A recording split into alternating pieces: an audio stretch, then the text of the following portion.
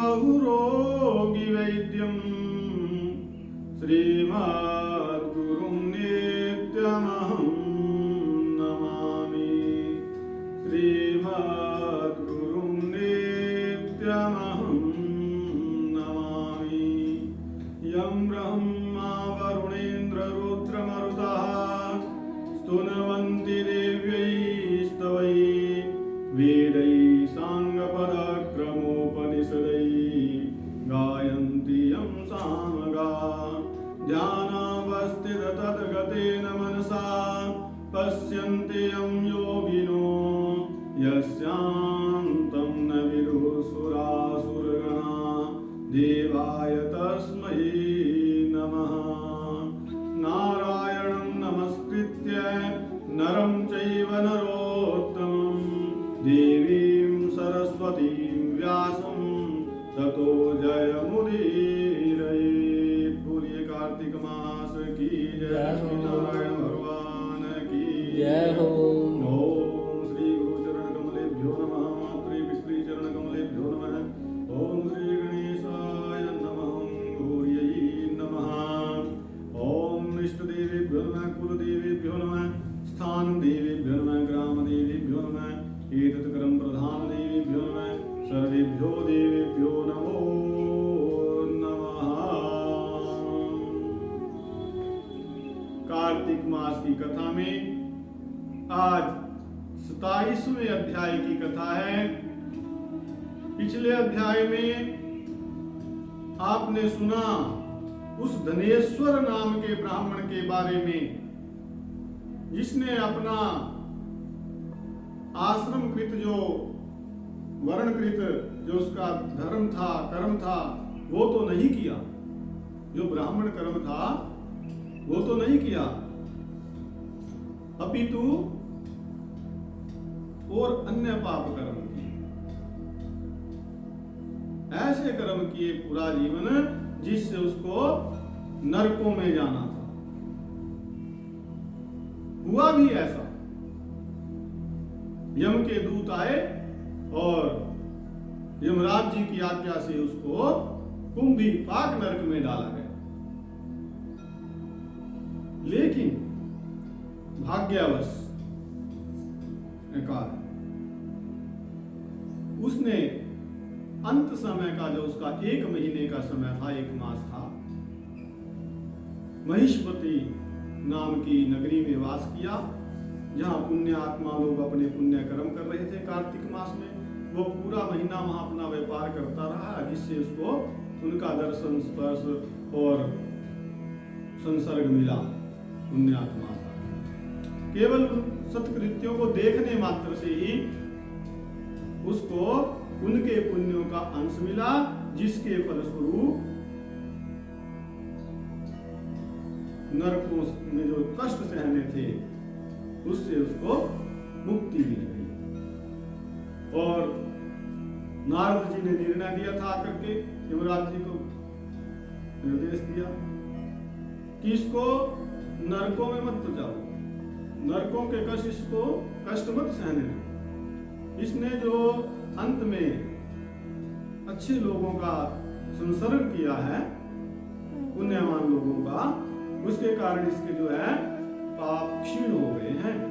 और इसको केवल नरकों का दर्शन मात्र करा दो, प्रत्युत्तर इसको यक्ष योनि में भेजो। तो नरकों का दर्शन कराने के लिए यमराज जी अपने दूतों को बुलाते हैं, तो इसको नरक के दर्शन कराते जाओ। और उस धनेश्वर को भेज देते हैं नरकों के दर्शन करने के लिए, देखने के लिए। अब यमराज जी के दूत उस धनेश्वर को कैसे कैसे नरकों के दर्शन कराते हैं, उनका कुछ संक्षिप्त वर्णन जो है यहां है। श्री कृष्ण जी कहते हैं, इसके बाद यम की आज्ञा पाकर के, यम की आज्ञा का पालन करने वाले प्रेतपति सब नरक दिखाने की इच्छा से धनेश्वर को ले जाते हैं और कहते हैं कि हे धनेश्वर, ये भयानक नरक है, इनको आप देखो, जिनमें की पाप करने वाले मनुष्य यमदूतों के द्वारा पचाए जाते हैं। कि तप्त बालुक नामायं निरयो घोर दर्शनः यस्मिन्नेते दग्ध देहा क्रन्दते पापकारिणः। कि भयानक दिखने वाला ये तप्त बालुक नरक है, जिसमें अंत समय में जली देह वाले पापी चिल्ला रहे हैं कि पापियों को उसमें गिरा दिया, और वहां गरम गरम रेत है, उसमें उनका शरीर जलता है और वो फिर चिल्लाते हैं पीड़ा से, दुख से।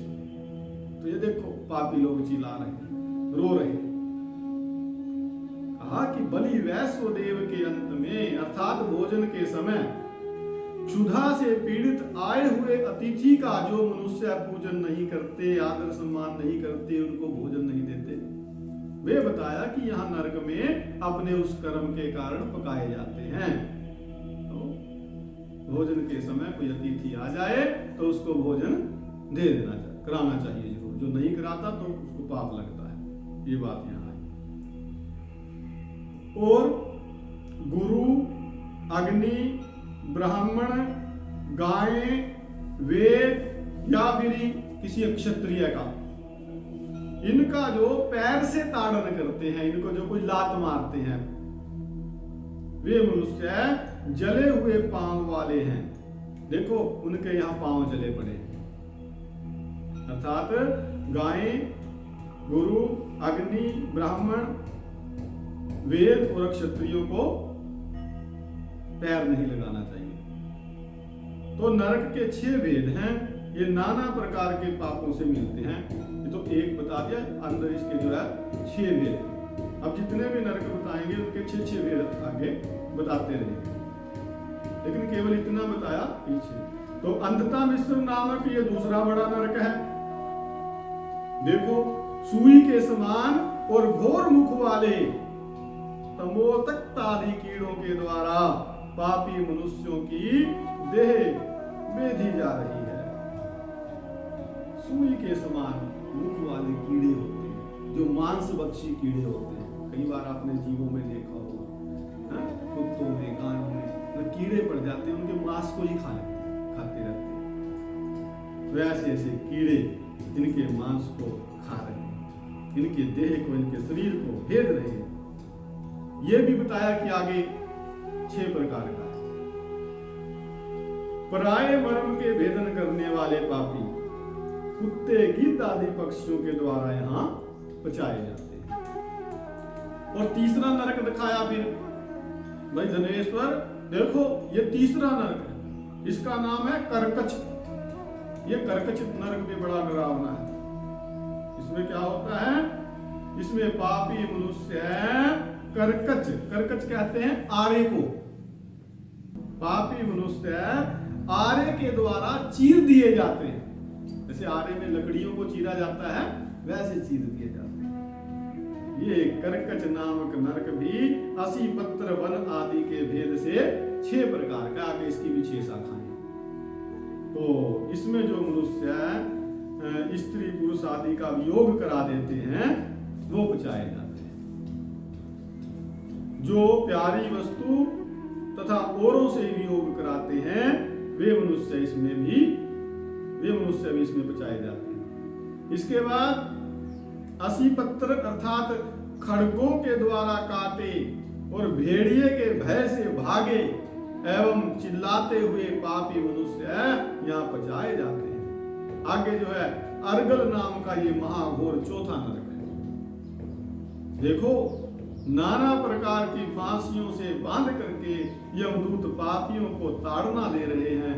और ये भी आगे 6 शाखाओं में भी बनता है, 6 भेद है इसके। फिर दिखाया, फिर लेके गए उसको कूटसालमली नामक स्थान पर। एक कूटसालमली नामक यह 5वां नरक है। इसमें अंगारों के समान सेमल के कांटे, और इसमें पराई स्त्री में रद्द, पराये से द्रोह करने वाले, पराया द्रव्य लेने वाले, दूसरे का धन चुराने वाले, और जो पापी लोग हैं इस प्रकार के, वो यम की यातनाओं के द्वारा 6 प्रकार से बचाए जाते हैं। इसके विषय में फिर बताया कि रक्त पूय अर्थात जिसमें रुधिर और राध पीव जिसमें भरा रहता है, ऐसा ये छठा तो उल्बण नामक नरक है, जिसमें पापी मनुष्य नीचे मुंह करके लटकाए जाते हैं। यहाँ जो है अभक्ष्य वस्तुओं को खाने वाले, शास्त्रों में जिन वस्तुओं को खाने का निषेध है, तो जो नहीं खानी चाहिए, जो शास्त्रों में लिखा है, उनको जो खाते हैं वे लोग। निंदा तथा चुगली में जो तत्पर है, दूसरों की बातें करते रहते हैं, अधिक निंदा करते हैं, बुराई करते हैं, किसी में दोष निकालते रहते हैं, उसमें ये दोष है, उसमें ये दोष है। इस प्रकार के पापी यहाँ पर पीड़ित किए जाते हैं। और देखो किस प्रकार ये भयानक शब्द कर रहे हैं, यानी कि रो रहे हैं, चिल्ला रहे हैं, दुखी हो रहे हैं। और ये भी तरह तरह की वहां दुर्गंधियां हैं, तो दुर्गंधियों के भेद से 6 प्रकार का। घोर दर्शन वाला ये 7वां कुंभी पाक नरक है।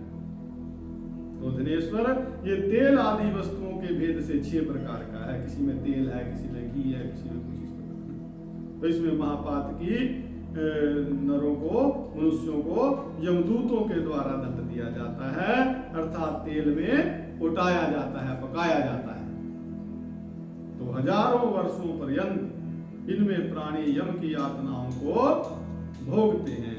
और अब जो है 42 भेद वाले रोरव नरक को भी है। इसमें जो है अभक्ष्य भक्षण करने वाले हैं, उनके बारे में तो बताया ही। अब बताया कि कामा पातकम शुष्कम कामादार मुदारितम, अर्थात बिना कामना के जो पाप किया जाता है। पीछे बात आई थी ना सूखे और गीले पाप की, तो वो सूखा पाप कहलाता है। अनजाने में जो हो गया, बिना कामना की, कोई इच्छा नहीं थी वो पाप करने की, वो कर्म करने की, लेकिन हो गया, बिना इच्छा के कुछ कर्म हो जाए, तो वो सूखे होते हैं। वो जो किसी कामना से, किसी इच्छा से जानबूझ करके किए जाएं, वो गीले पाप कहे जाते हैं। तो ऐसे गीले और सूखे पापों के भेद से ये 2 प्रकार के होते हैं। तो नरकों के कुल जो है 7 बताए, और 7 की एक 6 शाखाएं, तो 7 से 42, तो 42 हो गए। और 42 हो तो 84 भेद हैं, 84 प्रकार के नरक बताए गए हैं। यहाँ बहुत पुराणों में, शास्त्रों में, जैसे शिव पुराण है, जैसे भागवत जी है, और भी पुराणों में, गरुड़ पुराण में तो और विस्तार से नरकों का वर्णन है। अनेक भेद से अनेक प्रकार के नरक होते हैं, जिससे कि मनुष्य को पता रहे कि नरकों में जाएंगे यदि पाप करेंगे, और पाप कर्मों से मनुष्य बचे रहे। तो इसलिए यहाँ बार बार नरकों का वर्णन किया गया है। तो नरकों के कुल 84 पृथक भेद बताए हैं। अपकीर्ण और पांक्त्य, मलिनिका, जाति भ्रंशंकर, उपपातक, अति पाप तथा महापाप, ये भी 7 प्रकार के होते हैं। तो इन 7 के करने पर प्राणी 7 नरकों में पचाए जाते हैं। और तुम्हारा जो कार्तिक व्रत करने वाले पुरुषों से संसर्ग हुआ था, आगे आना तो तुझे भी यही था, लेकिन जो कार्तिक का व्रत करने वाले पुरुषों से संसर्ग हो गया था, उसी के प्रभाव से ये नरक तुमसे दूर चले गए, यानी कि दूर से ही देख के काम चल रहा है, नहीं तो इनमें पचना पड़ता था। तो यहाँ श्री कृष्ण भगवान कहते हैं कि इस प्रकार नरकों को दिखा करके प्रेतपति उस धनेश्वर को यक्षों के लोक में ले गया, और वहां जाकर के उसको यक्षों का स्वामी बना। तो स्वामी बन गया, और धनेश्वर धन यक्ष इस नाम से प्रसिद्ध कुबेर का अनुचर हुआ। तो उसके नाम से अयोध्या में फिर कभी विश्वामित्र जी ने तीर्थ भी बनाया। तो इसलिए कहा है कार्तिक जी के बारे में, कार्तिक मास के बारे में, कि एवं प्रभावः खलु कार्तिकेयो मुक्ति प्रदो भुक्तिकरश्च यस्मात् यो हन्त्यनेकार्जित पातकानि संदर्शनतो विमुक्तिम। कि ऐसा प्रभाव वाला ये कार्तिक मास मुक्ति तो देता ही है, नरकों से तो बचाता ही है, और भुक्ति भी प्रदान करता है। अब कहां उसको जाना तो था नरकों में, दुख सहने थे, कष्ट सहने थे, वो नहीं सहे, कोई बात नहीं, अपितु उसको क्या बना दिया, यक्ष योनि में भेज दिया, और वहां भी धनाध्यक्ष बना दिया, यक्षों का अधिपति बना दिया, उनमें श्रेष्ठ बना दिया, नेता बना दिया उनका। मुक्ति दोनों प्रदान करता है, क्योंकि अनेक पापों को करने वाला भी मनुष्य कार्तिक व्रत करने वाले के दर्शन से ही मुक्ति को प्राप्त कर लेता है।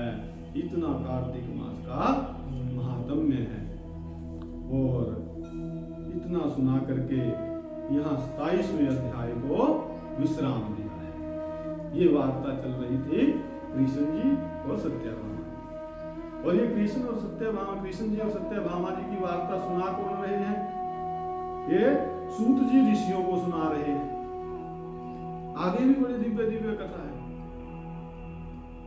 तो कल का विषय रहेगा। 27वां अध्याय जो है यहीं पर विश्राम को प्राप्त होता है।